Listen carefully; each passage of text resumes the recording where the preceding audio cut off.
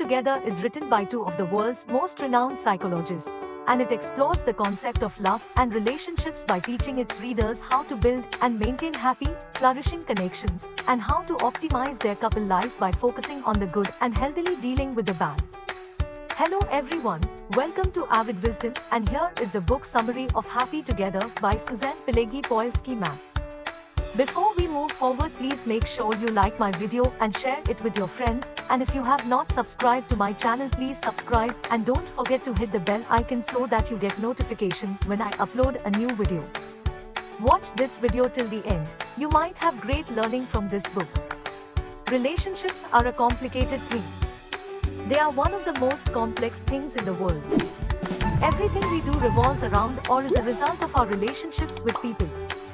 Moreover, when it comes to a romantic relationship, everything gets even more complicated because being in a couple requires extreme care, dedication, and understanding from both sides. To choose to live by a person and accept their flaws along with their qualities is, among other things, an act of bravery. As you do so, you allow them to open up and show you their vulnerabilities while you get to show them yours. A romantic relationship is beautiful, intense, challenging, and heartbreaking at times. And while many psychologists, life coaches, books, and whatnot promise to deliver the ultimate guide to a successful marriage, Happy Together chooses to have a rather truthful side of the narrative. Weddings are challenging, but they can work. Hit the relationship gym consistently just as you would hit a regular gym. The authors suggest that relationships work can be associated with our workout routines at the gym.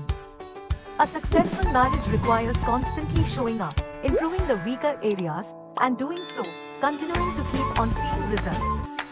When you get to see the positive effects of the excellent routine you have followed, you'll keep on wanting to follow it through.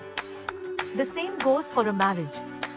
When you see how certain things function well for you and your partner, you'll want to introduce those in your routine frequently. For example, let's say you find that you reconnect with your partner best if you go on a weekly date. Therefore, make it a habit and stick to it. Doing so will help you bond and keep the love alive. After all, it's effortless to fall in love but more difficult to stay that way. Use the SNAP technique to optimize your relationship. To transform your relationship for the better, the authors developed a formula for success, SNAP. These acronyms come from 4 principles that everyone should implement in their relationship. Start strong. No exceptions. Always act.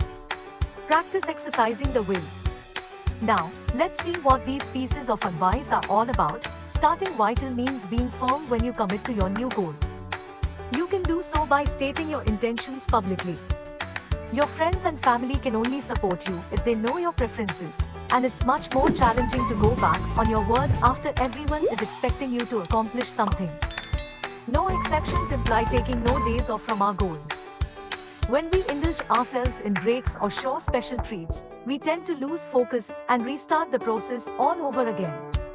Use the WIRE survey and commit to your partner publicly to take your relationship to the next level. To explain their ideal of love, the authors went far back in time to borrow some ideas and expressions for their concept. Hence, their soulmate concept is anchored in eudaimonia, which means good spirit. This word describes a state of blessedness, good fortune, contentment, and pure joy. To reach this state of being, Aristotle states that we must find a person to share it with and help them flourish in life while they help us do the same.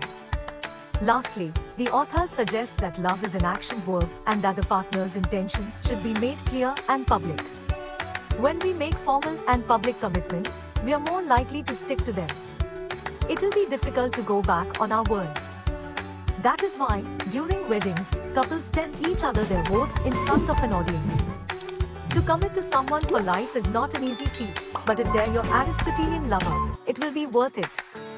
Let me conclude this book by saying, Happy Together is a book for all those who believe in soulmates, in pursuing an ideal of love, and want to get first-hand advice from psychologists who are well-versed in this domain.